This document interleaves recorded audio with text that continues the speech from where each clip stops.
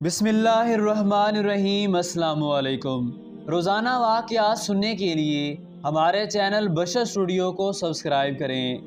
حضور صلی اللہ علیہ وسلم نے صحابہ کرام سے فرمایا، میں تمہیں ایک عجیب بات نہ سناؤں؟ انہوں نے عرض کی، آقا ضرور کرم فرمائیں۔ حضور صلی اللہ علیہ وسلم نے فرمایا کہ جب فرشتے میرے بیٹے کی ولادت پر مجھے مبارکباد دینے کے لیے آئے تو ان فرشتوں میں سے ایک ایسا بھی فرشتہ تھا جس کے ہاتھ بھی نہیں تھے اور پیر بھی نہیں اور اڑنے والے پر بھی نہیں تھے۔ فرشتے اس کو اپنے کندھوں پر اٹھا کر میرے پاس لائے تھے۔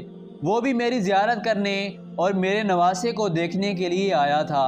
جب میں نے اسے دیکھا تو میں نے اس سے پوچھا کہ تم نے یہ کیا حالت بنا رکھی ہے؟ تیرے ہاتھ نہیں اور پاؤں بھی نہیں۔ اس نے عرض کی، یا رسول اللہ صلی اللہ علیہ وسلم، میری کسی زمانے میں بڑی شان ہوا کرتی تھی، مجھے اللہ نے بڑا مقام اور بڑی عزت عطا فرمائی تھی۔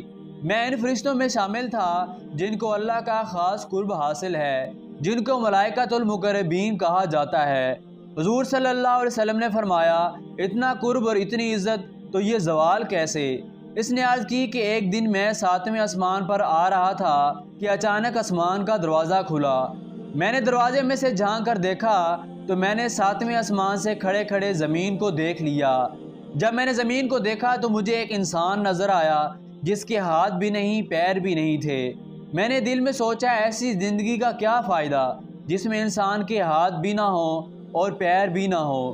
اس سے تو بہتر ہے کہ بندہ مر جائے، بندے کو موت آ جائے۔ جب یہ بات میرے دل میں آئی تو اللہ میری اس بات پر ناراض ہو گیا۔ اللہ تعالیٰ کو جلال آ گیا اور فرمایا، اے فرشتے، تو نے یہ بات کیوں کی ہے؟ جس کو یہ تکلیف پہنچ رہی ہے وہ میرا گلہ نہیں کر رہا، موت کی تمنا نہیں کر رہا۔ تجھے زیادہ اس بندے کا خیال ہے۔ میں جو بھی کرتا ہوں بہتر کرتا ہوں، میں کسی سے زیادتی نہیں کرتا، کسی کو دے کر آزماتا ہوں اور کسی سے لے کر آزماتا ہوں۔ میں نے عرض کی، مولا غلطی ہو گئی۔ خالق کائنات نے فرمایا، جب نوری غلط کریں گے تو ناریوں کا کیا بنے گا؟ اللہ نے یہ فرمایا اور ساتھ ہی مجھے سزا مل گئی اور میرے پر جل گئے، ہاتھ ختم ہو گئے، پاؤں کٹ گئے۔ اللہ نے مجھے اس وقت الٹے منہ فلاں جزیرے میں زمین پر گرا دیا۔ میں بلند تھا مگر افسوس پستی پر آ گیا ہوں، میں آسمانوں پر تھا، افسوس زمین پر آ گیا ہوں۔ حضور صلی اللہ علیہ وسلم نے فرمایا، تجھے کتنا عرصہ ہو گیا ہے زمین پر آئے ہوئے؟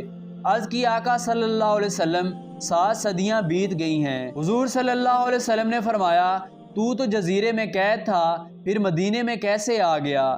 عرض کی، یا رسول اللہ صلی اللہ علیہ وسلم، 700 سال سے میں جنگل میں پریشان رہا، میں رو رو کر اللہ کو مناتا رہا، لیکن اللہ نے میری خطا معاف نہ فرمائی۔ آج میں جزیرے میں ہزاروں قطار رو رہا تھا کہ فرشتے اس جزیرے سے گزرے۔ جب یہ گزرنے لگے تو انہوں نے مجھے دیکھ کر پہچان لیا کہ یہ تو ہمارا ساتھی ہے، یہ یہاں کیسے؟ فرشتے میرے پاس آئے اور میرا حال پوچھا، انہوں نے بڑا افسوس کیا۔ جب یہ آپ کی خدمت میں آنے لگے تو میں نے ان سے پوچھا کہ آج یہ اتنے فرشتے کہاں جا رہے ہیں؟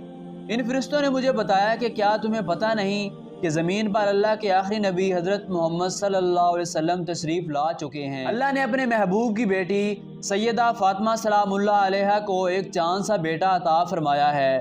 ہم اللہ کے حکم سے حضرت امام حسین رضی اللہ تعالیٰ عنہ کی ولادت کی خوشی میں حضور صلی اللہ علیہ وسلم کو مبارکباد دینے جا رہے ہیں اور بچے کی زیارت بھی کرنے جا رہے ہیں۔